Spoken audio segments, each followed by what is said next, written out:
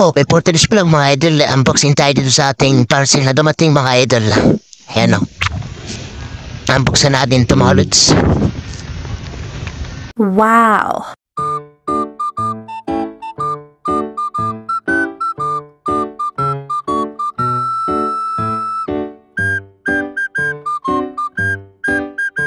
Makapal ang pagkakabalot ng silar mga idol. Maganda siyang mabalot mga idol.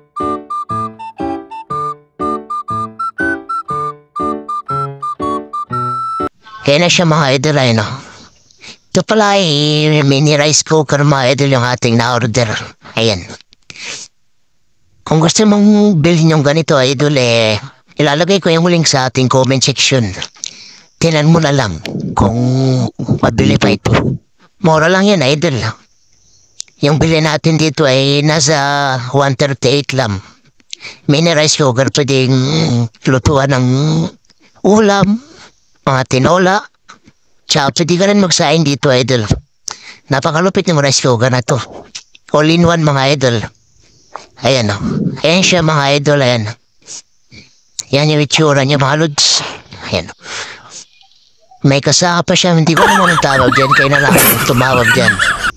Tapos may takip siya mga idol. Ayan o. May kasama siyang ganyan. Hindi ko alam tawag dyan. Pwede ba rin lagyan siguro ng guwan yan, idol? Kung magluluto ka ng purpose, pwede mo lagyan yan. Kung mag-iinit ka ng mga initin na ulam. Ayan o. Ayan nasa loob niya, idol. May kasama siyang cable, idol. Ayan. Tsaka may manual pa. Ayan o. Manual niya. Napakaganda naman ng item na to, idol. Kaya kung gusto mo rin to, idol, tingnan mo na lang sa ating comment section. Nilalagay ko yung link kung saan ko nabili. Ayan o. May takip siya, idol. Ayan, oh. Maganda siya, idol, kung sulo ka lang. Kung ikaw lang mag-isa sa bahay.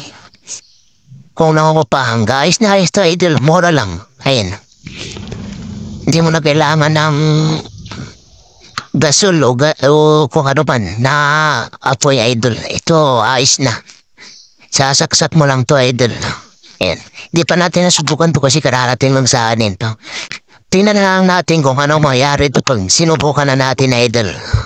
Papakita ko lang sa inyo kung ano ang kinalabasan sa ating na-order na ito, idol. Abangan nyo na lang yung ating susunod na paggawa ng video, idol. Maraming salamat sa inyo sa mga nanonood.